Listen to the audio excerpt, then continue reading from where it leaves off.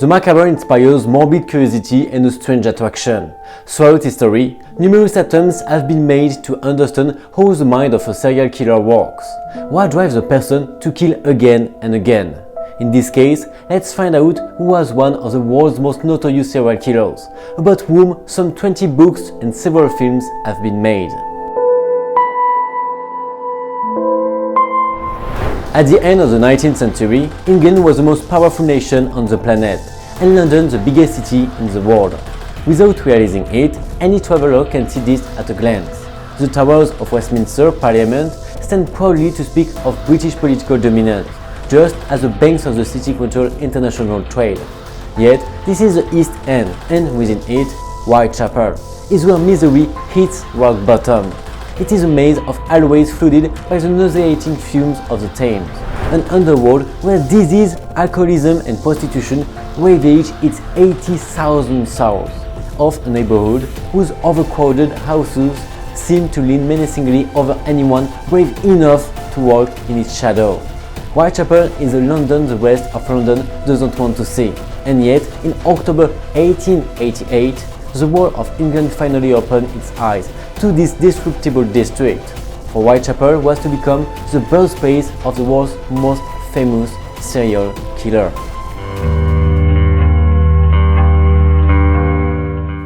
It all begins on the dark night of August 31st, 1888, when 39-year-old Charles Cross, a coachman by trade, leaves his home in London's Dufton Street to go to work. It's 3:30 in the morning and darkness envelops the smelly alleyways.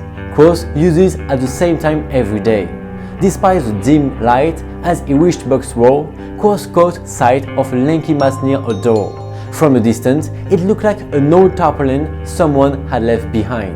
Thinking it might be useful for work, Cross approached to inspect the bundle, but as he got closer, he began to recognize a human form. He enlists the help of another man on his way to work, and together they realize it's the lifeless body of a woman.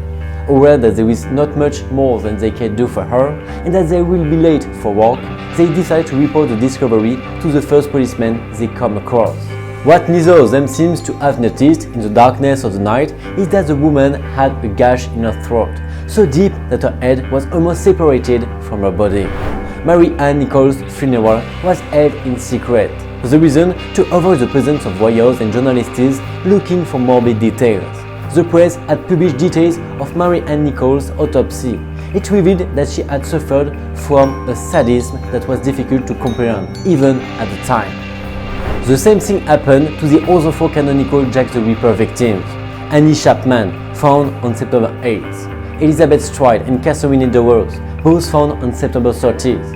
And Mary Jane Kelly, found on November 9th. All but one were killed while on the street looking for customers. Yes, all in the same line of work as the mothers of people who haven't yet subscribed to my channel.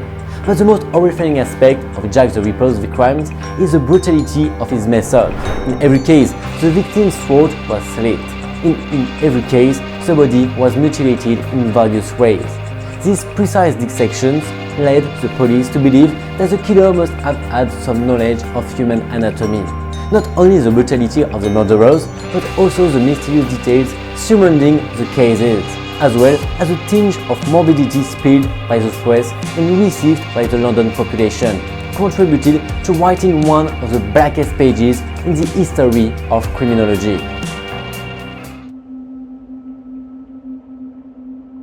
On September 28, 1888, however, 105 years before your favorite narrator was born, the Central Press Agency received a letter from the killer with mocking notes boasting about the failure of police efforts. Some of these notes signed with a pseudonym that made him famous, Jack the Ripper, or written in blood. He wanted to be original already. Part of the first letter reads as follows. Dear boss, I keep hearing that the police have caught me, but they don't want to arrest me yet. I laughed when they sounded so smart and said they were on the right track. I'm after whores and I won't stop gutting them until I've been had. The last job was great. I didn't give the girl time to complain. How can they catch me now? On October 16, they received another letter which read, Mr. Lusk, sir, I've sent you half the kidney I took from a woman I kept for you, the other half I fried and ate. It was very good. I could send you the bloody knife that took it if only you'd wait a little longer. Signed, Catch Me When You Can, Mr. Lusk. It is said to be the most famous of the letters, untitled From Hell. Unfortunately, the original letter has disappeared from Scotland Yard archives, along with other evidence. So like the identity of the murderer, the authenticity or otherwise of this and other letters remains a mystery. At the time, the limitations of forensic science, which lacked today's DNA identification tools, the public outcry over the failure to solve the cases and the general morbidity of these brutal murders created a climate of pressure against the Home Secretary and the London Police Commissioner, who eventually resigned.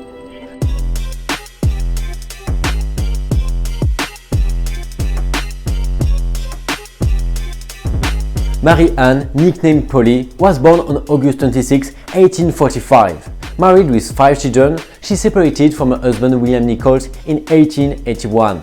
After the separation, she supported herself by doing domestic work in various homes. She was 42 when she died. On the night of her death, Mary Ann was living at 18 Swall Street, where she shared a room with 4 women, including Emily Holland, the last person to see her alive, at around 2:30 a.m. on August 31, 1888. Polly Nichols' body discovered in Bucks Row at around 3:45 a.m. by his driver, Charles Cross, who was on his way to work. Details of the body's condition were given to the Times as follows. Her face was covered in bruises and her throat had been slit twice. Her stomach had been cut open several times.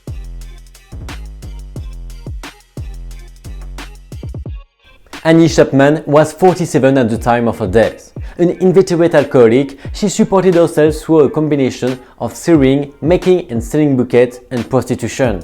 Chapman's body was found by John Davis, an elderly resident of 29 Hanbury Street, at 6 a.m. on September 8, 1888. All Davis alerted 2 workmen who happened to be in the vicinity. It was this man who tied her handkerchief around her head, apparently to keep it from falling off her body, and it remained there until the police arrived.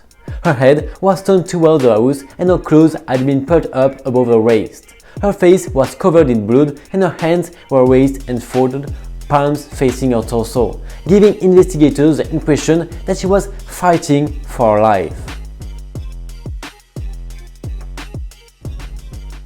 Elizabeth Stride, 44, spent the last evening of her life cleaning the rooms of the boarding house at 32 Flower and Dean Street, her habitual residence for the past 6 years.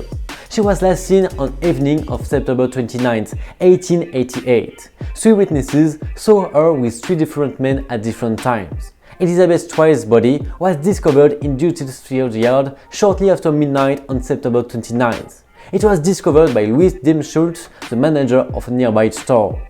Like the other victims, Elizabeth Stride had a clean cut on her neck. This time, however, she had not suffered any major mutilation. At around the same time as Elizabeth Stride's body was discovered at Dutchfield Yard, another prostitute, 46 years old, Catherine Eddowes, was released from Bishopgate Police Station. 8 years before her death, Eddowes had reportedly suffered from alcoholism and abandoned her family. At the time of death, she was still living with a new partner, John Kelly, at Courtney's Inn at 55 Flower and Dean Street in Spitalfield, where she occasionally prostituted herself to pay the rent. At 8:30 p.m. on September 29th, Eddowes was arrested for disorderly conduct, but released a few hours later. She left the police station at midnight 55, an 8-minute walk from Mitch Square, where she was found dead at 1:30 a.m. Eddowes was seen by 3 people at the junction of Duke Street and Church Passage. 15 minutes after she was last seen, Eddowes was found dead in Mitchell Square, which means the killer didn't waste any time when she left the police station. Then, the killer struck a second time that night, barely an hour apart, at 1:45 a.m. Constable Edward Watkins discovered Catherine's mutilated body. Like the previous victims, her throat had been slit. In addition, both eyelids, part of her nose and her right ear had been mutilated.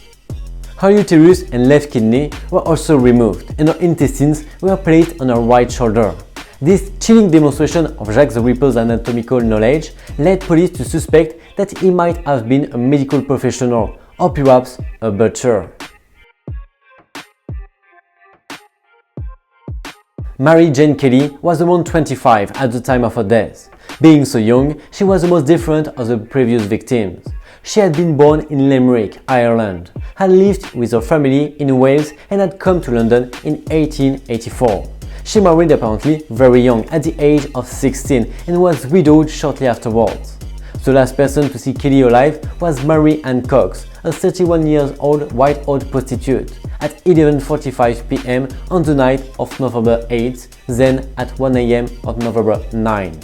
The owner of the apartment, John McCarthy, sent Thomas Boyer to collect Mary Kelly's rent at around 10:45 a.m. at number 13 Miller's Court in the Whitechapel district. When he knocks on the door without getting an answer, he draws the curtain from outside and discovers the woman's brutally mutilated body. The brutal mutilation of the young woman is the most disgusting and horrific crime on this list. The entire surface of the abdomen and thighs was removed and the abdominical cavity emptied of its contents. The breasts were cut off, the arms mutilated and the face shredded. Neck tissue was cut down to the bone. Intestines were found in various parts of the room. The heart was missing. This butchery, a little more sloppy than previous ones, makes experts doubt whether the person who murdered this woman is an expert in anatomy. Mary Jane Kelly's clothes are neatly folded on a chair and her boots are in front of the fireplace. The fire had apparently been flamed by the killer using the victim's clothes. For whatever reason, he hated prostitutes. The first letter he wrote mentioned this, and so it was to them that he exclusively dedicated his murders. The crimes were committed from late August to mid-November, with the Ripper murdering for just 70 days. All the crimes were committed after closing time. All the victims belonged to the same class, the lowest, and lived less than a kilometer apart. They were all killed in the same way. Not only did he have to kill, he also had to gratuitously damage the corpse, as one of those in charge of autopsies put it. The post-mortem procedure consisted in first slitting the victim's throat with a knife from one side to the other, then opening the abdominical cavity also with knives. In most cases, the victim's organs were then removed. In some cases, a kidney, for example, was taken as a macabre souvenir. In addition, the intestines were found in various places. The uterus and kidneys under the head, the other breast next to the right foot, the liver next to the feet, the intestines next to the right side. The pericardium was absent from the earth. In short, it was worse than a simple butchery.